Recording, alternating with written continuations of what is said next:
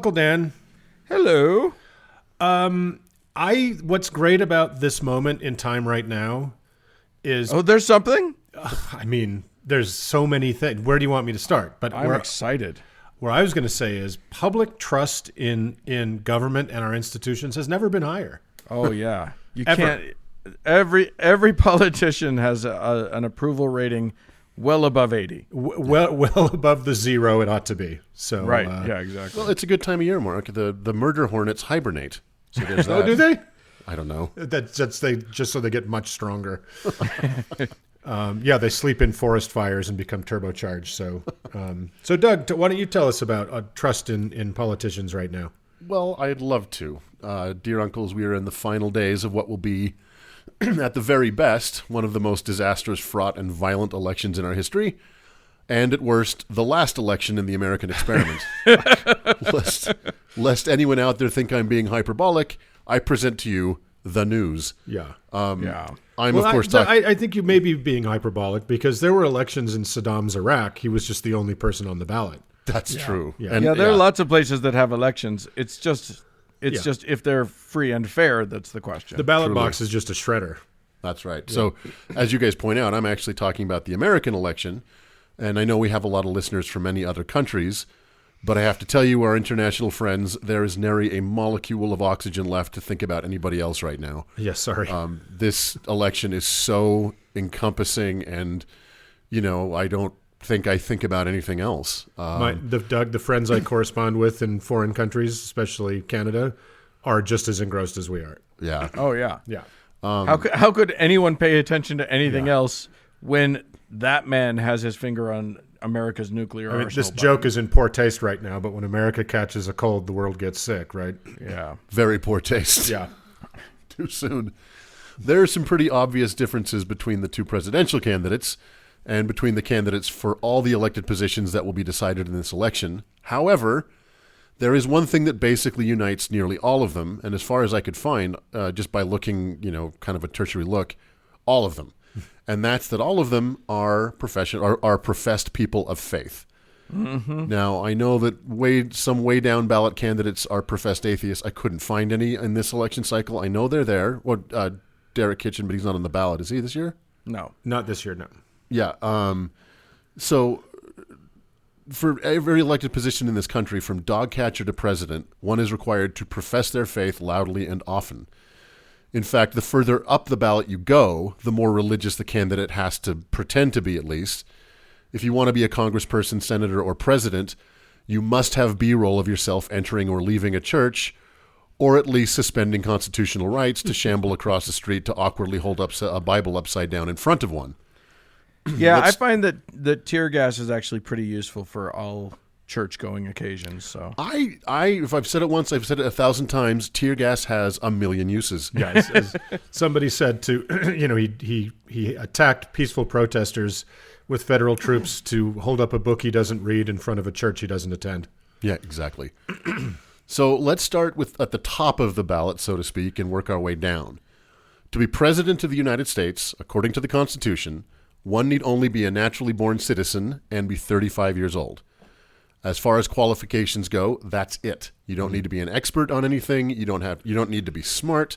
You don't even have to win the most votes. Thank you very much, Electoral College. Yeah. So you can be a warmonger, a crook, a dope, a racist, a bigot, a misogynist, a rank idiot, and I'm not even talking about Donald Trump. Yeah. These are all previous presidents we've had. Yeah. Trump has in so many ways scrambled our politics, not least in the list of things one can be and still be president. Now you can add to that list openly bragging about sexual assault, openly pining for your adult daughter, calling for violence against your political opponents, refusing for a peaceful transfer of power, etc.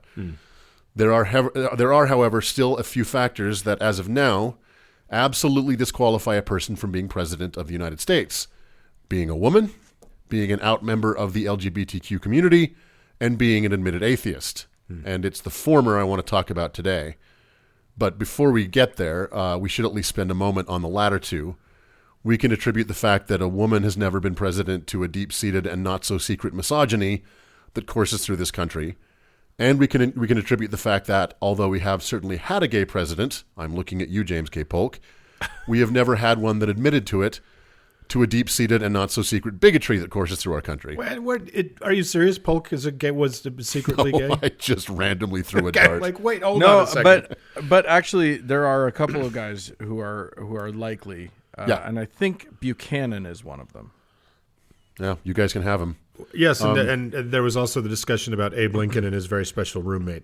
Right. Yeah. So having had only one president of color does little to redeem our national reputation based on the fact that we've only had one, and to the naked racism. We've had two presidents of color. One is just a color not assigned at birth.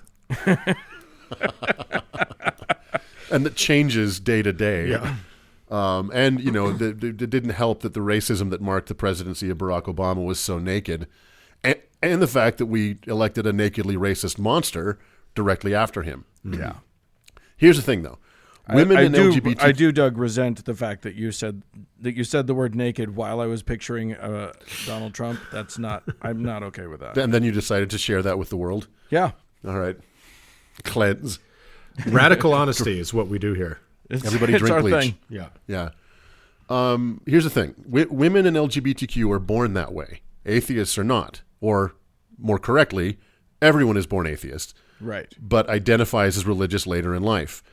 But that's exactly the point. If you're a woman or gay or queer, you cannot simply change your mind about that.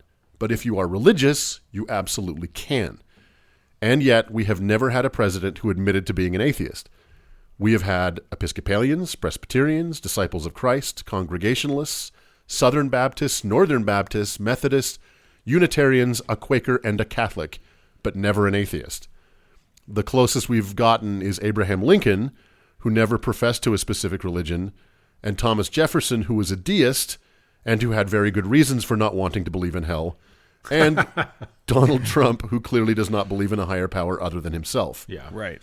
So moving down the ballot, you do find some notable atheists, but the list is not very long. Barney Frank, the congressman from Massachusetts, ticked 2 of those boxes and serves as the exception that proves the rule. Yeah.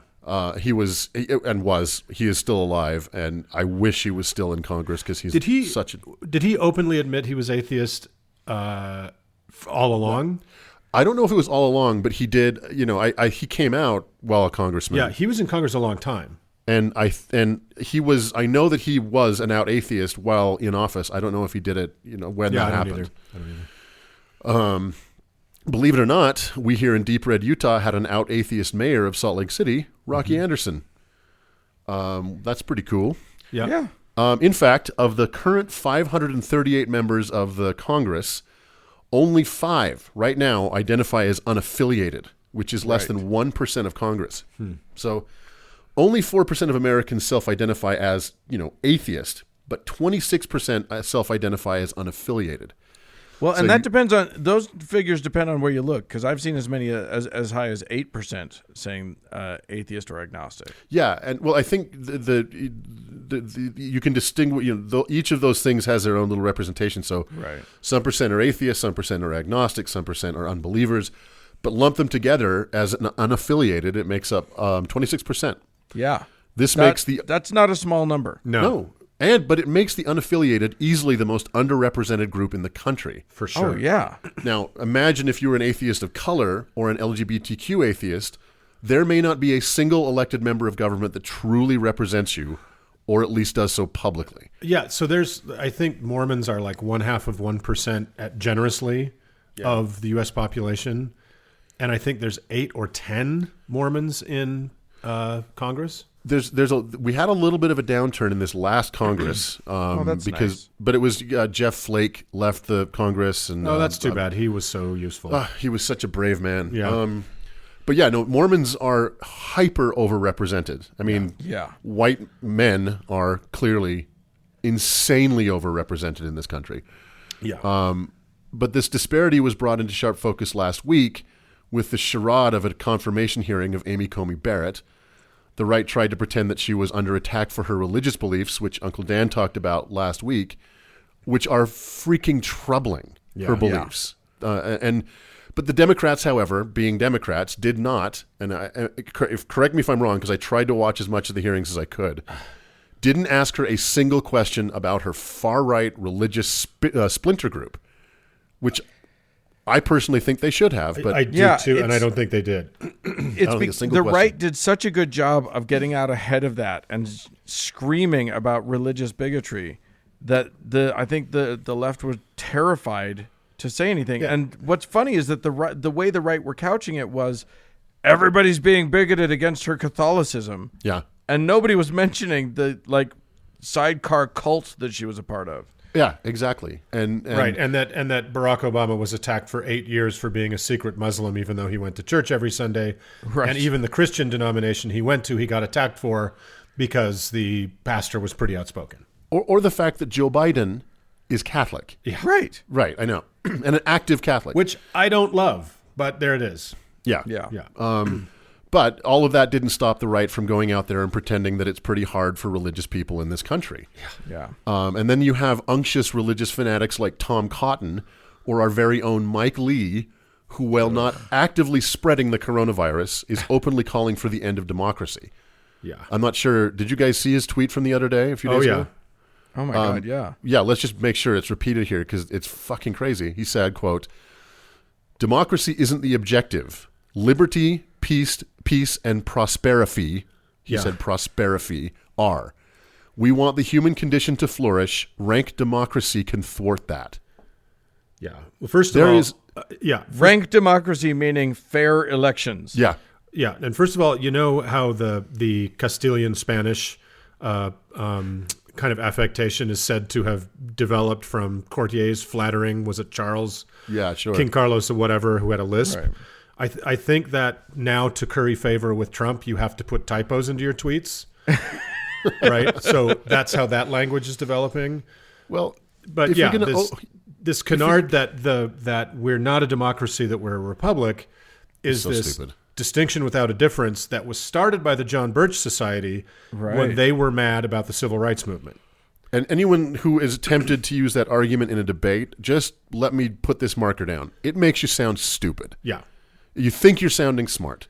And Mike Lee, if you're going to call for the end of the American experiment, can you at least use spell check? For fuck's sakes. Yeah. So can we just spend a second on Mike Lee, our senator? Sure. I cannot. This man I'm so disgusted to be represented by him in Congress. Yeah. Mike Lee looks like he just sold a monorail to Ogdenville. You know what I mean? I think he looks like your souffle fell, but it somehow still managed to put on a suit. It's funny because I'm not super into making fun of people's looks, but he does look like a wax museum rejected him because they couldn't make him. They can't make him their thing look as waxy as he actually looks. To look too lifelike. He looks like a French witch brought a brie to life on a hot day and cursed it to sell insurance. Mike Lee looks like a proctologist who's not in it for the money. I think Mike Lee is like the Terminator, but if instead of Skynet becoming self-aware, it was vanilla pudding.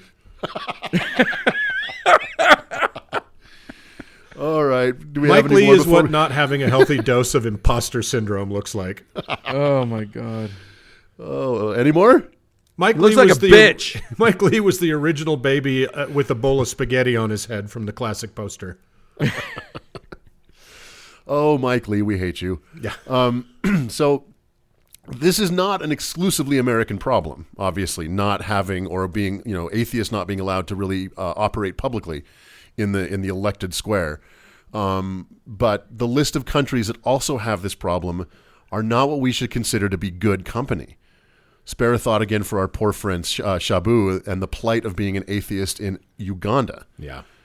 But this is not nearly such a big problem for the more enlightened countries in the world. And let's give a big shout out to our Kiwi listeners.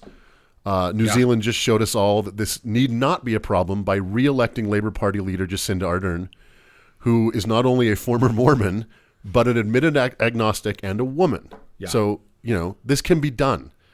Yeah. And it also bears mentioning that under her leadership, New Zealand has defeated the coronavirus. And their lives are basically back to normal. Yeah, and apparently she breastfed her newborn in cabinet meetings. Can you imagine the American right having to contend with this woman? No. Like they would come out of their skin. Yeah. I yearn for that. Yeah. Yeah. And you know, it can happen. It's just a matter, and that's really what I want to get to here in a second.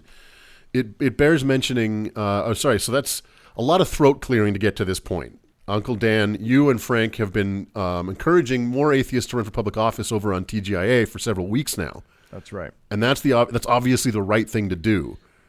And so, if any listeners who want to go over and listen to those, I think you've been doing it for 4 weeks now. Is that right? Something like that. I don't know. That's a time question. I don't pay attention to those things. Time is a flat circle. That's right. But today I want to talk a little bit more about the context within which atheists, for example, would have to run for Congress or any elected office. So just here are my 2 questions for you guys and you know, to contend with and hopefully solve for all of us. Yeah, we'll definitely take care of it. Why is atheism still so stigmatized in American elected office? And how can we change that environment? What can we do? So, well, here's the thing. It. There was and is a concerted effort to this end, to demonizing atheists. And it's because this is all part of Project Blitz. And before that other thing, there was, you know, and this goes back to before the Reagan era, but there was a concerted effort by the Republican Party to associate their name and their brand with Jesus. And that involved things like, because honestly, before this like very calculated effort, evangelicals didn't care about abortion. It was not an issue that was big on their radar at all. This was Jerry Falwell being angry about desegregation.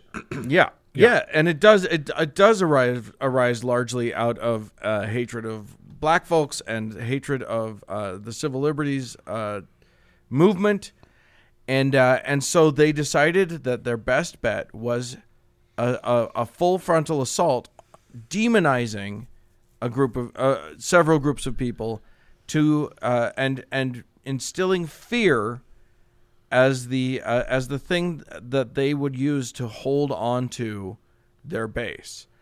And so yes, gay folks were demonized, and people of color were demonized, and this was all very, very planned as a political tactic to get people on their side and to hold on to them.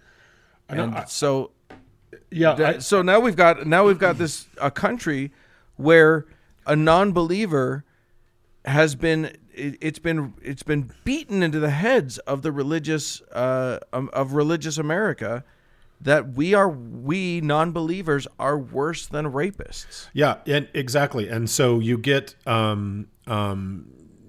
otherwise intelligent people who also happen to be believers. And I'm not saying all believers are stupid. I'm just making a point here that they will ask you with a straight face, well, why don't you just go rape and murder people? To this day, like to say that about atheists, because that has been so successfully. It's like Dan said about the Republicans working the refs to make it so the Democrats couldn't even ask a question about this cult she belonged to. Right, Amy Cody Barrett. That's how successful the poisoning has been. Is that you would, like, if people find out you're an atheist, they won't let you babysit their kids, right? Right. But it enters specifically among professions. It enters the conversation in politics in a way that it does not among doctors or airline pilots or engineers, right? Like, if you're an airline pilot, no one knows what your affiliation is. No one asks you. You don't have to talk about it. Right. But in American politics, you have to talk about it articulately, unless you're Donald Trump and it's in 2 Corinthians. But you know what I mean? Like, why is it that, of course I want to lament the fact that we require our leaders to talk about Jesus and go to church on Sunday and say God bless America. Right, exactly. Right. But why are we stuck in this? If Democrats are an opposition party, and we've gotten to a place as a party where we can talk about being pro-choice unabashedly, which many Democrats do, why can't we have that? Why can't we make that evolution on religion? Well, I think it's very distasteful, to be honest. Well, for many reasons, but I find it very distasteful when politicians talk too much about, like, very much about God. Right. Like, if you go to church on Sunday and I don't care, right? That's fine. And if you want to mention Jesus once or twice, I don't give a shit. And in the same way, I think it would be strange for an atheist candidate for office or office holder to lead with atheism. Yeah. Right. I think Right. I think if you don't lead with it, you don't hide it, but you don't lead with it, would be my advice. Right. So I think that part of the issue here is that these, when this happened, when the conservative right started this kind of messaging, the left never caught up. No. They never figured it out, because the counter messaging is actually really simple. I was raised sort of in the 80s. There was this general notion that was taught to me, which was America's a big melting pot. It's decidedly for everyone. You're all supposed to be here, and we're all supposed to learn from each other and take the good things of everybody's, culture. And they ruined that. They broke that. Mm-hmm. If the left had stuck to that and said, "Look, the reason that I'm not going to talk about God too much is because I want to honor all of my fellow Americans, and not everyone believes in that. And, I want to honor my Hindu American brethren, and I want to honor my, my Confucian American brethren, or whatever, and my non-believing Americans." If they had hit that hard, if that messaging had been effectively put out there as a counter to this religious thing, we'd be in a different place right now. Yeah. But it didn't get out there because they were taken completely by surprise by this whole strategy. Well, so much of our politics right now are, the right has had a concerted agenda for 40 years or more, but, from the Reagan Revolution to today.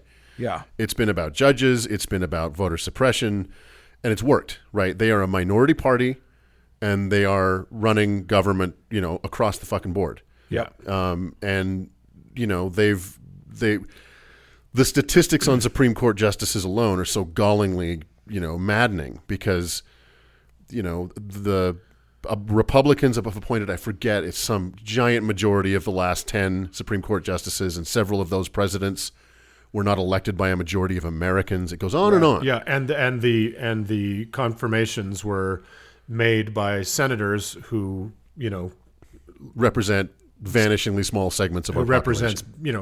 Essentially represent empty space. Right. Yeah. But, the way I look at this, and tell me, what you guys think of this, is not long ago, not many years ago, in well within the lifetime of everyone who's listening to this podcast, what has happened with gay rights and gay marriage was inconceivable. Inconceivable. Mm-hmm. Sure. Right. Those of us who remember well the Bush administration in 2004 presidential campaign, which was based on homophobia, and they won.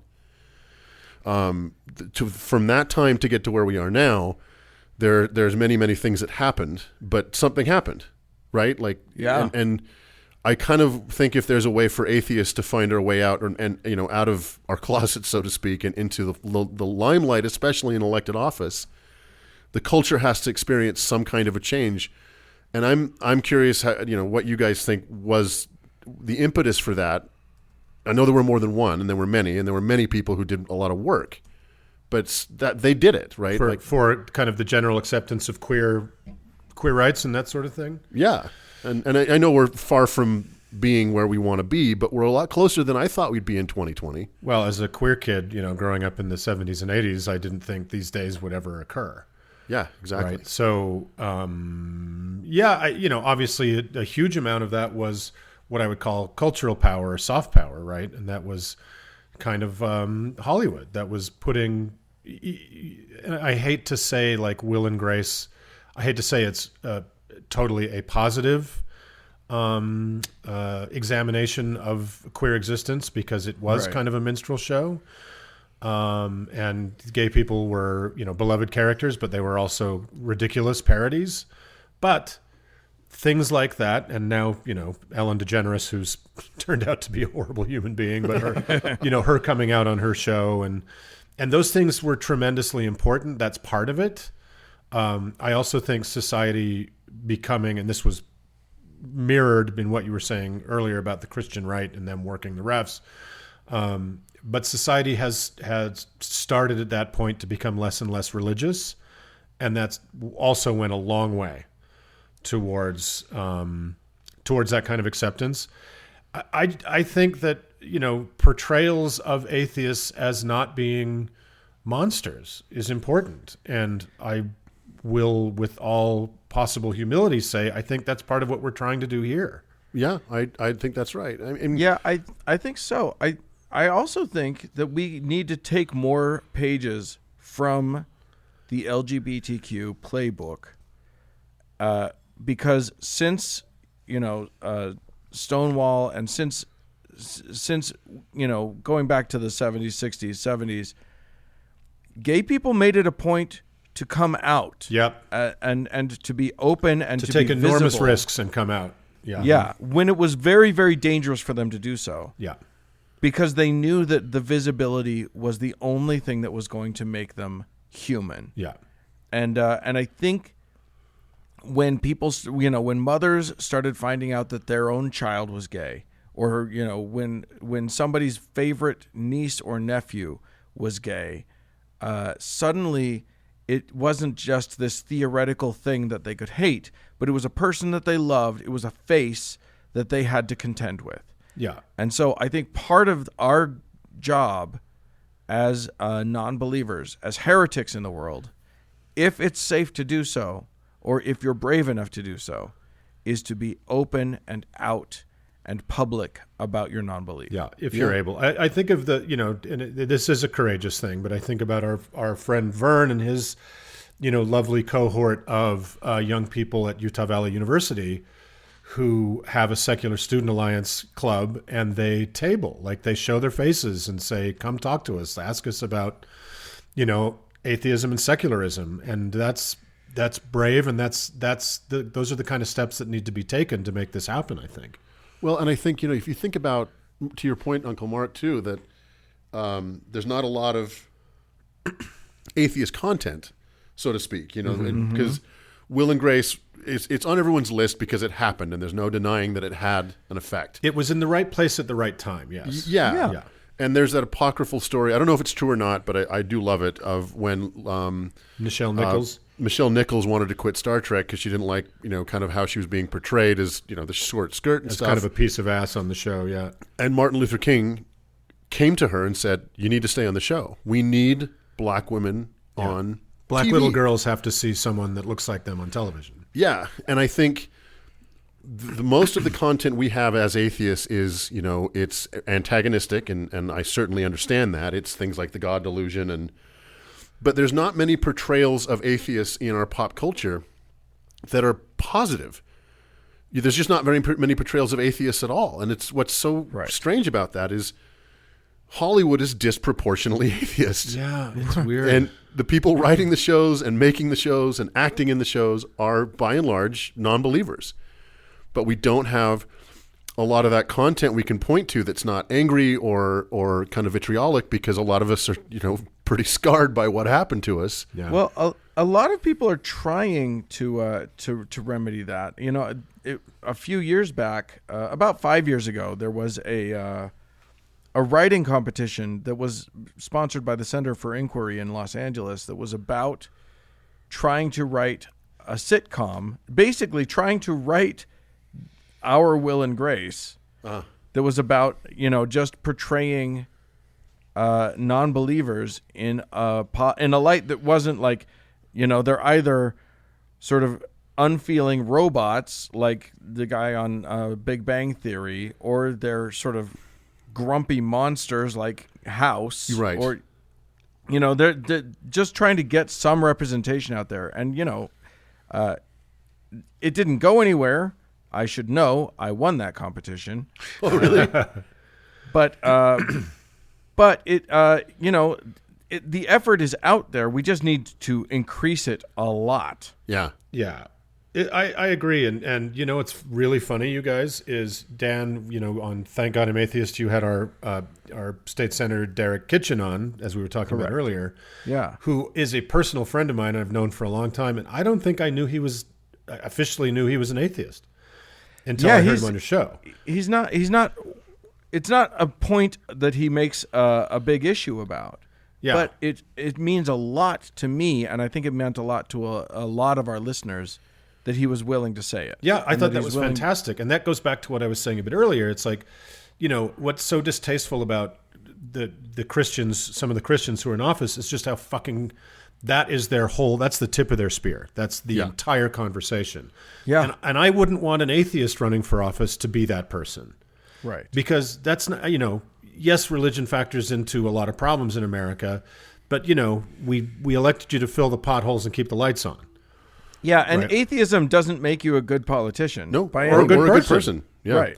But here's the thing is, and this might be a little late in the day to bring this up, but it's that I don't want, both of your point, I don't want someone to run for office on an atheist ticket or an atheist platform. Right. I just want atheists to be able to run for office. Yes. Yeah. And I think that by and large, believing in science, not believing in fairy tales is a positive. And, religious people have pretty much exclusively run this country these 240 years and have cocked it up pretty goddamn hard. Yeah. And at least being willing to try to protect the secular space in which everyone can live. Yes. Yeah. Yeah. Exactly. Yeah. And so, I like the point that they cocked it up because it's not like an atheist can do worse. Right. Right. So, I think, to bring this full circle, I think we need to try and you're right, Mark. We're trying to do this now. Yeah. This podcast is an attempt to humanize atheism. Humanize atheism and give it a happy face, because I think it's a happy life. It's a totally happy life. Yeah. And we should be seen as more positive than we are seen, because we're good people. There are bad atheists. There's bad apples in every goddamn bushel. Yeah, but not every atheist is going to be a leftist either. No. There's plenty of examples of shitty right-wing atheists, Yep.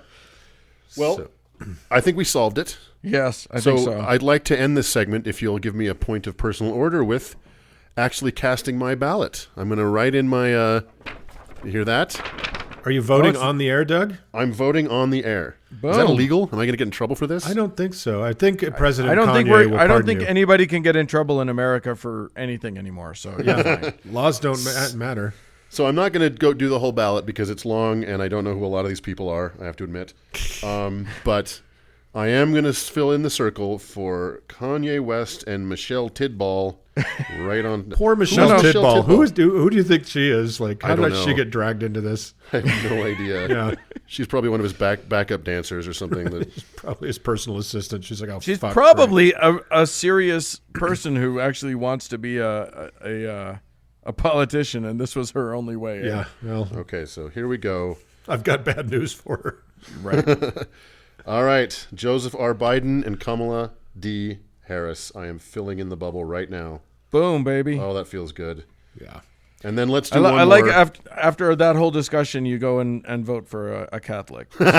Yeah, a Catholic. And is Kamala Hindu? I don't know. I don't know. She's some sort of Christian. She's some version of Christian. Listen, perhaps one of the only things I have in common with women of color is, you got to be pretty pragmatic about your candidates. Right. Yeah, exactly. Like you kind of have to. Voting for the lesser of two evils is the alternative, because voting for the greater of two evils is monstrous. Is more evil.